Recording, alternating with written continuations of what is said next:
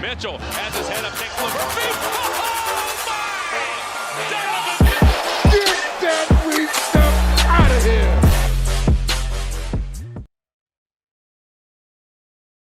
Two different members of the Cavs have been suspended here recently. Tristan Thompson has been suspended by the NBA for 25 games after failing a drug test. And you know what? It kind of all makes sense now. TT was having one hell of a comeback season after being on SportsCenter for a year. And, the fact that he's been on PEDs, I guess, isn't all that shocking, all things considered. But in all seriousness, I do think it's unfortunate. Not only was Thompson having a good year, but I just think it's important we keep, mental health in mind and understand what would lead a player or an aging athlete like Thompson to go down that path in the first place. The fact that he felt like he needed to use that, it's unfortunate. So I really am wishing him all the best. And I also thought it was unfortunate that some Cavs fans on Twitter were kind of taking victory laps about this. But Jackson, what's your take on the Tristan Thompson news? It's unfortunate, especially this time, because the Cavs, when a Mobley returns, I don't think Tristan was going to have a spot in the rotation just because, you don't need three centers. So kind of the timing of it is unfortunate, but it's also kind of disappointing because Tristan was one of the best stories of the year for the Cavs. Just his resurgence, him, we thought that when he was signed that he was just here to be like this team's James Jones, but no, he was here to play basketball and be a really good basketball player. He's been really helpful, especially with that second unit. We talked a lot about what Sam Merrill's able to do. A lot of that has to do with Tristan's screen setting, his ability to just take away space from defenders has really opened up Sam Merrill and really that whole second unit. So he's just been phenomenal, and it is a little disappointing. I hope that, I think it's a good point that you brought up with the mental health.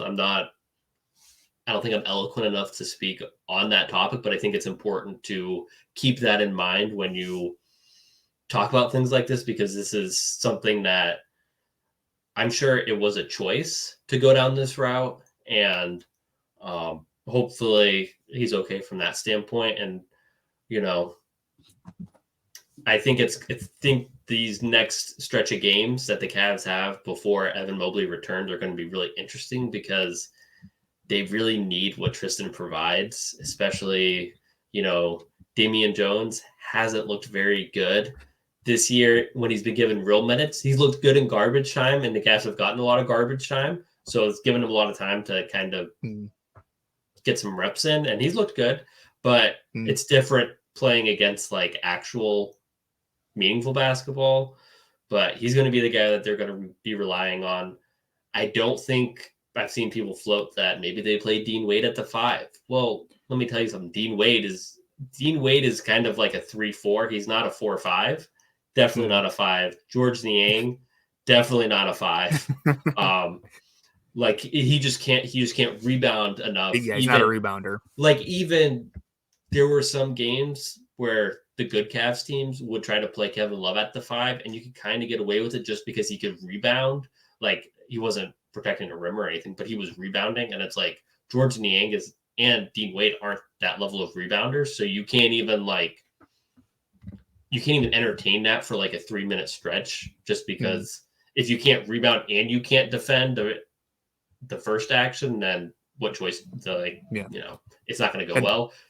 Not only that, but if we're talking replacing Tristan, Tristan's value is the offensive rebounding, and Niang and Dean Wade are going to be on the 3-point line. They're not going to be down there putting pressure on the offensive glass. So it's really a big blow. So never thought I would say that about Tristan Thompson in 2023, but losing him for 25 games, especially with Mobley out, it's going to hurt.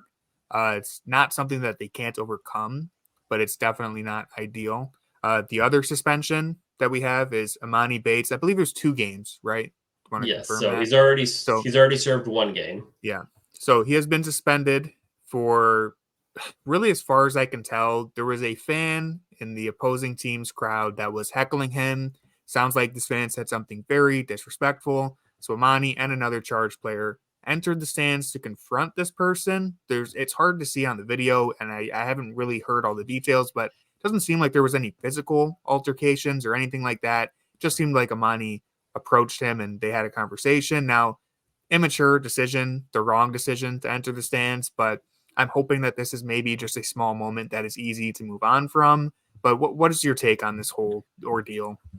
I think it's telling that it's only a 2-game suspension and we didn't hear anything about it for like 2 days. So I don't think it's something I think there's like an inclination to be like, oh, this is just like Kevin Porter. This is just like a Kevin Porter Jr. situation where like some of the bad Kevin Porter Jr. situations happened off the court in a very like serious way and were much more serious allegations than going into this. Like when you watch the video, he's not running. Like I saw people mentioning Malice in the Palace, and then you watch the video and he's just like taking a stroll up to like be like, hey, what's up, man? From JB had some quotes about it yesterday. It sounds like this was probably more the fault of the guy who was saying things in the stand and was not saying things that are appropriate at all.